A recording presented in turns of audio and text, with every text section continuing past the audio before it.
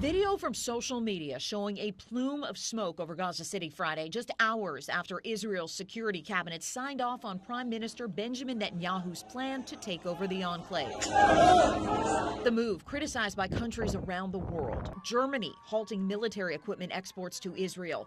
Egypt and Turkey calling Israel's acts genocide. And Australia warning the move is illegal and will worsen Gaza's humanitarian catastrophe. A crisis underscored by social media video of a balcony collapse Friday after Palestinians rushed to reach airdropped aid.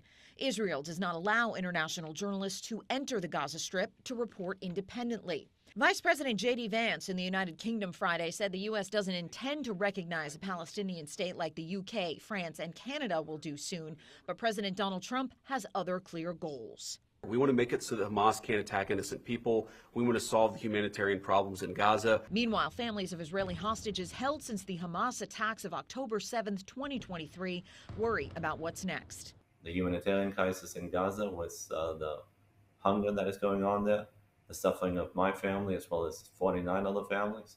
We need to put an end to it. The Palestinian observer to the United Nations said Israel's move is not the way to get the hostages home. The fastest way to freedom is to stop this war. In Washington, I'm Karen Kafa.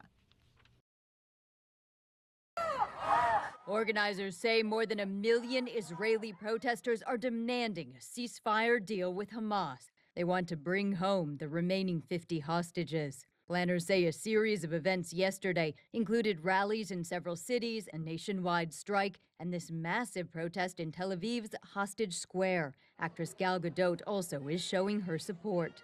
I think pressure on the government is critically important.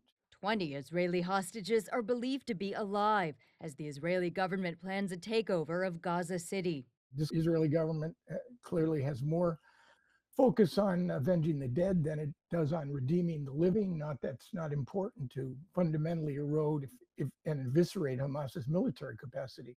The protesters say continuing the war is futile. They say Hamas is too devastated to pose a future threat. Israeli Prime Minister Benjamin Netanyahu says he disagrees. He argues the demonstrations will harden Hamas's stance. They also ensure that the horrors of October 7th will be repeated and that we will be forced to fight an endless war. Critics argue the government is using the war to help it remain in power. The Israeli president echoes Netanyahu's claim while striking a more empathetic tone. I want to say to our brothers and sisters all over the world, we are together in this plight. We want the hostages back home. I'm Amy Kiley reporting.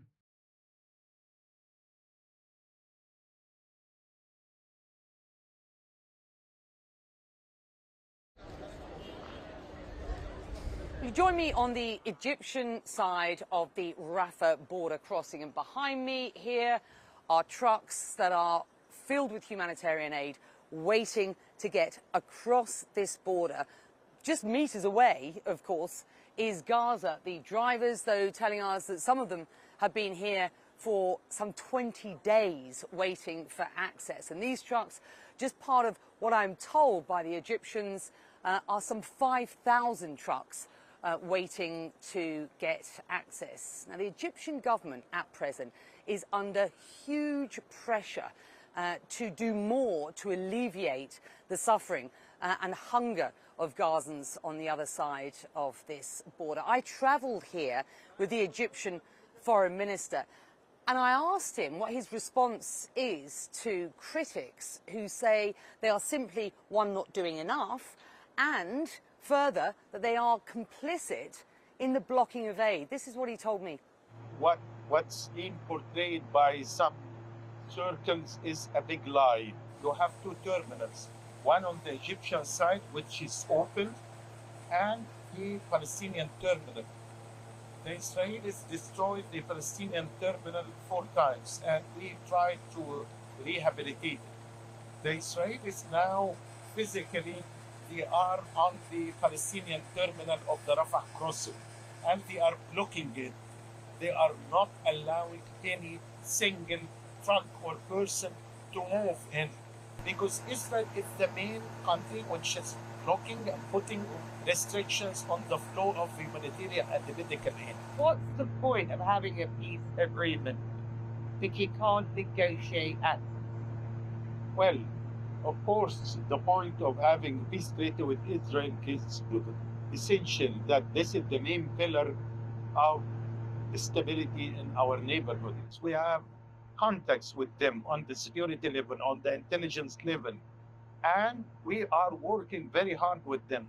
The problem is, sometimes, as they are saying, on the political level, the lack of political will to work out a deal. This is the main impediment.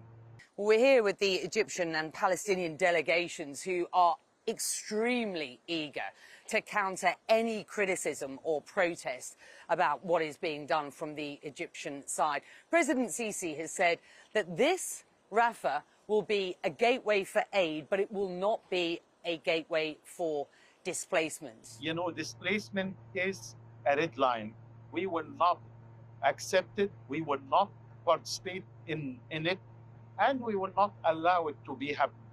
Because displacement, first of all, there is no moral, ethical, or legal or political reason for that. Those people are attached to their homeland. Why we should displace them from their homeland? This is one issue. Second issue, the displacement is one-way ticket. I can assure you those who will leave Gaza, they will never be allowed to go back to Gaza. And that meant to have one objective, the liquidation of the Palestinian cause.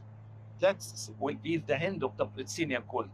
What is needed, of course, to get this humanitarian aid moving, to get the hostages out and to get towards a sort of final solution is a ceasefire. But when I asked the Egyptian foreign minister whether he was optimistic about the current round of talks, he said that he'd given up using the term optimistic.